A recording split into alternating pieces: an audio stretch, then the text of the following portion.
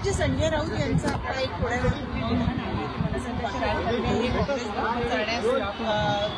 म्हणजे त्यांची मान्यता आहे आणि आता निर्णय काँग्रेसनं घ्यायचा आहे, ही मनसेची अधिकृत भूमिका आहे। मुळात असं आहे की उद्या निवडणूक आयोगाकडे जे शिष्टमंडळ जाणार आहे त्या शिष्टमंडळामध्ये महाराष्ट्र नवनिर्माण सेना, शिवसेना, उद्धव बाळासाहेब ठाकरे, इव्हन भारतीय जनता पार्टी, शिवसेना, शिंदे गट, अजित पवार साहेबांची राष्ट्रवादी पक्ष, शरद पवार साहेबांचा राष्ट्रवादी पक्ष, या सगळ्यांना पत्र पाठवलेलं होतं की या निवडणुकीची सिस्टीम जी आहे त्याच्यामध्ये जे चुका आहेत, जे फ्लॉज आहेत ते दुरुस्त करण्यासंदर्भात, आणि या सगळ्यांना पत्र पाठवलं. तसंच काँग्रेसला पत्र पाठवलेलं. उरला विषय महाविकास आघाडीचा, याच्यामध्ये काही संबंध नाही. हा फक्त उद्याच्या जी निवडणूक आयोगाकडे शिष्टमंडळ जाणार आहे तेवढा पुरताच मर्यादित आहे. आणि आमच्या पक्षाची भूमिका ही सन्माननीय राजसाहेब ठरवतात आणि तेच मांडतात, आणि आमच्या पक्षाची भूमिका आमच्या पक्षाचे अधिकृत प्रवक्ते मांडतात. आज बैठकीमध्ये काही चर्चा झाली का या संदर्भात किंवा काय? आजची बैठक वेगळ्या कारणासाठी होती, जी तुम्हाला जे अपेक्षित आहे त्या याच्यावर उत्तरं दिली. राऊतांनी म्हटलंय की राज ठाकरेंची इच्छा आहे महाविकास आघाडी. आमच्या पक्षाची भूमिका ही आम्हीच मांडतो, आमचे प्रवक्ते मांडतील, सन्माननीय राजसाहेब ठाकरे मांडतील, बाकी कोणी नाही. नाना पटोले म्हणाले की मुंबईत जास्तीत जास्त जागा महाविकास आघाडी संजय राऊत असं सुद्धा म्हणाले की मी राज ठाकरेंशी बोललेलो आहे आणि राज ठाकरे असं म्हणाले, म्हणजे राज ठाकरेंची जी इच्छा आहे. आमच्या पक्षाची भूमिका ही सन्माननीय राजसाहेब ठरवतात आणि सन्माननीय राजसाहेबच मांडतील, आणि आमच्या पक्षाचे जे अधिकृत प्रवक्ते ते मांडतील, बाकी कोणी नाही.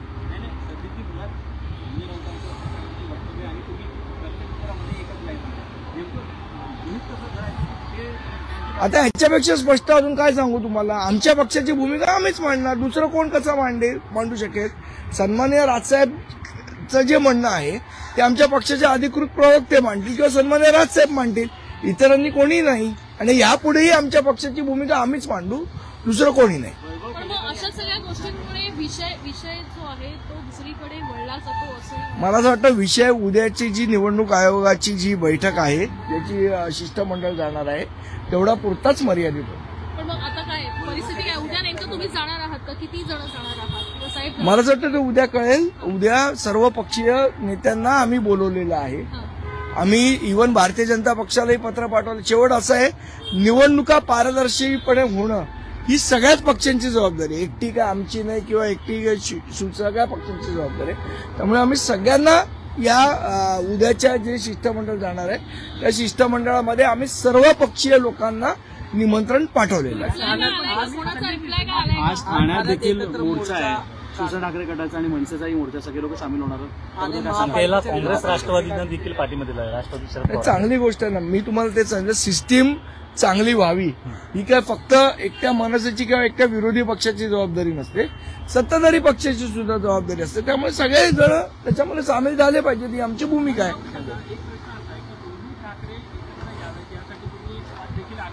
दोन्ही ठाकरे एकत्र आले पण महाविकास आघाडी नको असं काही मनसेचं आहे. संदीपने आता अत्यंत स्पष्टपणे तुम्हाला सांगितलं, उद्या जे निवडणूक आयोगाकडे आम्ही जाणार आहोत त्या निवडणूक आयोगामध्ये जाण्यासाठी सर्वपक्षीय शिष्टमंडळ असावं यासाठी आम्ही सगळेजण प्रयत्नशील होतो. आणि त्याप्रमाणे सन्माननीय पवारसाहेब, शरद पवारसाहेब, सन्माननीय उद्धव साहेब, सन्माननीय राजसाहेब, सन्माननीय हर्षवर्धन सकपाळ साहेब, सन्माननीय वर्षा गायकवाडजी, सन्माननीय प्रकाश रेड्डी, सन्माननीय सुभाष लांडे, रईस खान, समाजवादी पक्ष शेख, हे असे सर्व पक्षीय त्या ठिकाणी शिष्टमंडळ आहे आणि त्याची यादी आता आम्ही पाठवतो आहोत. आणि त्याच्यामुळे या राज्याच्या निवडणुका पारदर्शक व्हाव्यात, या राज्यातल्या लोकांच्या मनामध्ये असणारे संभ्रम सगळा दूर व्हावा, राज्यातील लोकांना वाटलं पाहिजे की निवडणूक अत्यंत व्यवस्थितपणे पार पाडलेली आहे. आणि म्हणून काही आक्षेप आमच्या सगळ्यांचे निवडणूक आयोगाकडच्या बाबतीमध्ये होते आणि म्हणून निवडणूक आयोगाला सगळी माहिती द्यावी इत्तमूत आणि त्यांच्याकडून उत्तरं घ्यावी आणि ही निवडणूक पारदर्शकपणे पार पाडावे यासाठी होतं. त्यासाठी सन्माननीय देवेंद्रजी फडणवीस, सन्माननीय अजितजी पवार, सन्माननीय एकनाथजी शिंदे या तिघांनाही निमंत्रण त्या उद्याच्या निवडणूक आयोगाच्या भेटण्यासाठी दिलेलं होतं. त्याप्रमाणे लेखी निवेदनं दिलेली आहेत असं पण नाही. मी तुम्हाला लेखी पत्र देऊ शकतो. ते लेखी निवेदनं दिलेली आहेत आणि लेखी नावं सुद्धा आम्ही पाठवलेली आहेत. त्यामुळे आता कोण येतील कोण येणार ती गोष्ट वेगळी, पण आम्ही जाणार आहोत बस. कोणाचा लेखी काही रिप्लाय आलाय का सर? नाही, सगळ्यांनी सांगितलं आम्ही येतो म्हणून सांगितलंय. आता भारतीय जनता पक्ष, शिंदे गट आणि अजित पवार गटाचा अजून काही निरोप आलेला नाही. वादग्रस्त वक्तव्यानंतर आता संजय राऊत यांना फोर्टिस रुग्णालयामध्ये ऍडमिट केलं असल्याची माहिती आहे. नाही, मला असं वाटतं की त्यांची आज काहीतरी टेस्ट आहे. ते कालच आम्हाला बोलत होते तेव्हा ते टेस्टला गेलेले आहेत.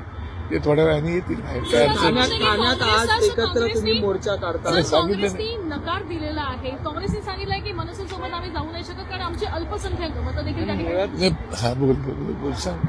मुळात असं कुठलंही काँग्रेसकडे प्रस्ताव आम्ही पाठवलेला नाहीये. त्यामुळे त्याच्या बोलण्याला काही अर्थ नाही ना. आम्ही जर कुठला प्रस्ताव पाठवला मग हर्षवर्धन सकपाळ साहेब बोलले तो गोष्ट वेगळी. असा प्रस्तावच आमच्याकडनं गेलेला नाहीये. त्यामुळे त्याच्याविषयी बोलायची काही गरजच नाहीये.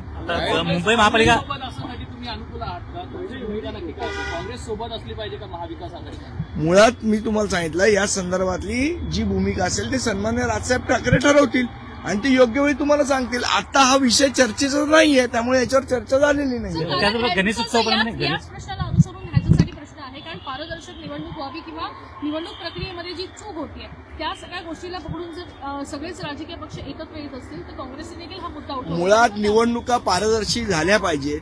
ही काय फक्त विरोधी पक्षाची भूमिका असू शकत नाही ना. लोकशाहीमध्ये सगळे राजकीय पक्ष मग ते सत्ताधारी असतील किंवा विरोधी असतील या सगळ्यांची भूमिका असली पाहिजे की निवडणुका पारदर्शी झाल्या पाहिजेत. याच्यामध्ये सत्ताधारी पक्षाची सुद्धा तेवढीच इन्व्हॉल्वमेंट पाहिजे आणि आमची भूमिका हीच आहे की पारदर्शी निवडणुका झाल्या पाहिजेत. याच्यासाठीच आम्ही निवडणूक आयोगाकडे जातोय. याच्या आधी सुद्धा नांदगावकर साहेबांच्या नेतृत्वाखाली महाराष्ट्र नवनिर्माण सेनेचं शिष्टमंडळ दोनदा भेटून आलेलं आहे निवडणूक आयोगाला आणि आता उद्या सर्वपक्षीय शिष्टमंडळ जाणार आहे. मुळात निवडणुका पारदर्शी झाल्या पाहिजेत ही मला असं वाटतं लोकशाहीमध्ये प्रत्येक नागरिकाची प्रत्येक घटकाची भूमिका असली पाहिजे. गणेश उत्सवाप्रमाणे आता छठ पूजेची देखील तयारी ही मुंबई महापालिकेनं तयारी सुरू केलेली आहे. काय वाटतं की गणेश उत्सवाप्रमाणे जवळपास 7 ठिकाणी आता छठ पूजा केली जाणार आहे मुंबईत? मला असं वाटतं छठपूजा करायला आमचा कधीही विरोध नव्हता पण त्याच्या मागे जर एखाद्याने राजकीय ताकद दाखवण्याचा प्रयत्न केला त्या गोष्टीला आमचा विरोध होता आणि सन्मान्य राजसाहेबांनी भूमिका वेळोवेळी स्पष्ट केलेली आहे. बंधूंच्या वाढत्या भेटीगाठी असतील किंवा स्थानिक पातळीवरती शिवसेना मनसे कार्यकर्त्यांचं मनोमिलन असेल आजचा मोर्चा असेल युतीला कुठेतरी सुरुवात झाली आहे का असं एकंदरीत चित्र पाहायला आपल्याला यावरती काय माहितीये का तुम्हाला कोणतेही अर्थ काढायला तुम्ही फ्री आहात. जे अर्थ काढायचे ते काढा. युती झाली म्हणून तुम्ही जाहीर करा आमचं म्हणणं नाही. अजून निवडणुका जाहीर झालेल्या नाहीत. सुप्रीम कोर्टाने सांगितलं 31 तारखेच्या जानेवारीच्या पूर्वी घ्या पण त्याच्या पुढे एक लाईन आहे. निवडणूक आयोगाची तयारी झाली असेल तर ही लाईन तुम्ही विसरताय आणि त्याच्यामुळे आता महाराष्ट्रामध्ये काय परिस्थिती आहे ती तुम्ही पाहताय. मराठवाड्यामध्ये अतिग्रस्त पूरग्रस्त झाल्यामुळे त्याच्यामुळे निवडणुका झालेल्या नाही. त्याच्यामुळे जर तर वरती तुम्ही आम्ही महाविकास आघाडीच्या सोबत जाणार का काँग्रेसला आम्ही निमंत्रण दिले का ते आम्हाला घेणार का आम्ही त्यांना घेणार का हे निरर्थक प्रश्न तुम्हीच उठवताय आणि तुम्हीच बोलताय. तर मला वाटतं त्याच्यावरती आता थोडंसं तुम्ही बंधन घाला.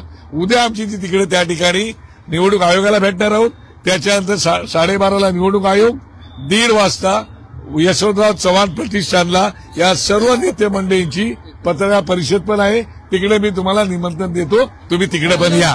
त्याला आता झालं एकनाथ शिंदे ज्यावेळेस मुख्यमंत्री होते त्यावेळेस माझी शाळा सुंदर शाळा अशी योजना चालू केली होती पण आता त्यांच्याकडे मुख्यमंत्री योजना बंद होतात. शिंदेच्या योजना बंद होतात. मला वाटतं या विषयावरती निश्चितपणे आता आजचा विषय जो आपला तो महत्वाचा आहे. ही एक योजना चांगली होती त्या योजनेवरती निश्चितपणे आम्ही राज्याचे उपमुख्यमंत्री आणि मुख्यमंत्र्यांशी बोलून घेऊ.